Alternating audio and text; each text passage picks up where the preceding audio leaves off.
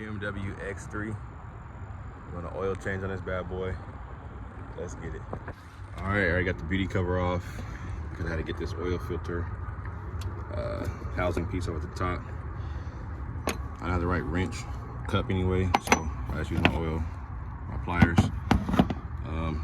You're gonna get you a bag or something like that, because when you take this up and out, as you see, it's already leaking a little bit right there.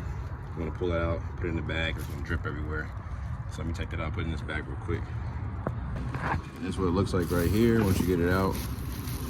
Oil filter has an O-ring right there in this section, and one on this piece. I'm not sure if this new kit right here, where the oil filter is in, has that all those O-rings, but it should.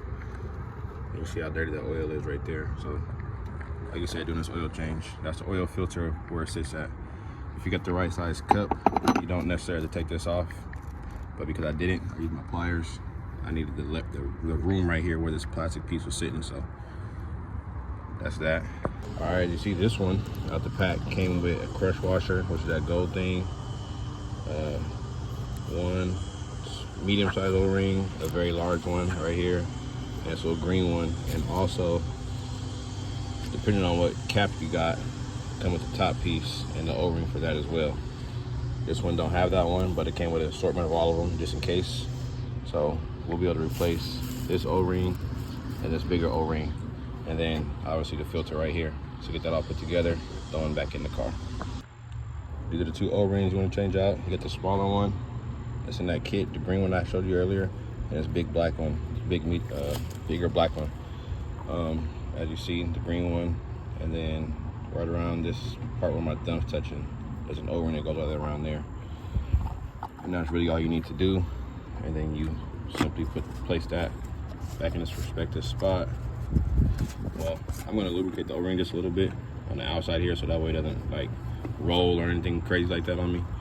So let me do that real quick first, and then put it back in there.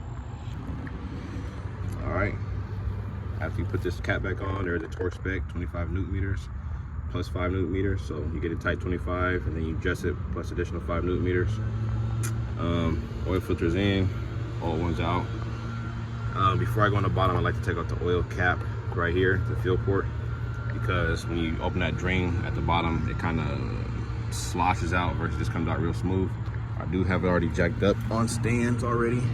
As you can see, the splash shield does have to come down, I believe. If not, I'll show you guys that. I'll get underneath there and show you where the drain bolt is, so we get my drain bucket and everything ready to go.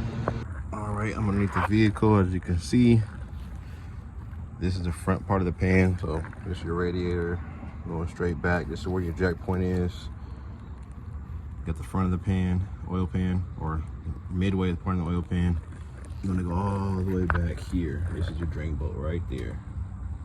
So there's like a little cover that goes right here usually, and this is your drain bolt for your oil pan. That's the drain bolt. None of these are your drain bolts. It's this one furthest back. There's a little inspection cover. That's it right there. So get your pan situated. Get ready to catch this oil coming out.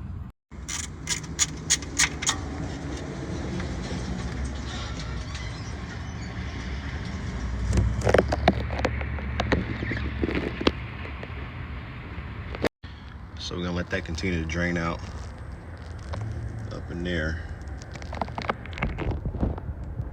And if you notice, where did the oil change last, where I put the bolt at? There's supposed to be a crush washer or a rubber gasket. There's supposed to be something on here, and there's nothing.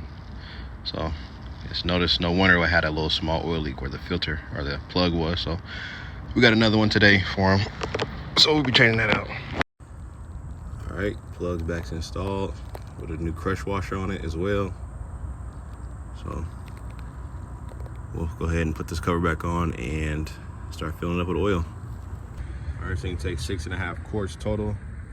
So you order 5 of one of these, and then a half of another one of these right here. That's what we got in the engine right now. This don't have an oil dipstick. It is all electronic, so we'll see on the dashboard.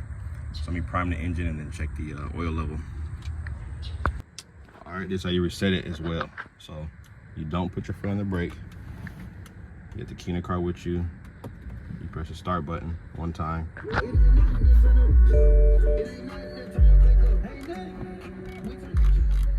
volume down real quick. And we're gonna hold down the reset button. Scroll through your tab so you get here where it says oil. And you wanna hold this down right here. Where my thumb is, you hold that button down. See the oil life has been reset. That's how you reset the oil life on your BMW. All right, to complete the job, you come inside after you reset your oil light and you go to your menu. You go down to vehicle info, vehicle status, and as you see, it's digital. There's no oil dipstick, so you read off this gauge right here, let the engine get to idle, and after you do your oil change, it'll tell you right there, engine oil level okay. So this little green bar is equivalent to your dipstick. I'm at the max fuel line on my oil level, so that's what you want to see. So we're all good there. Besides that,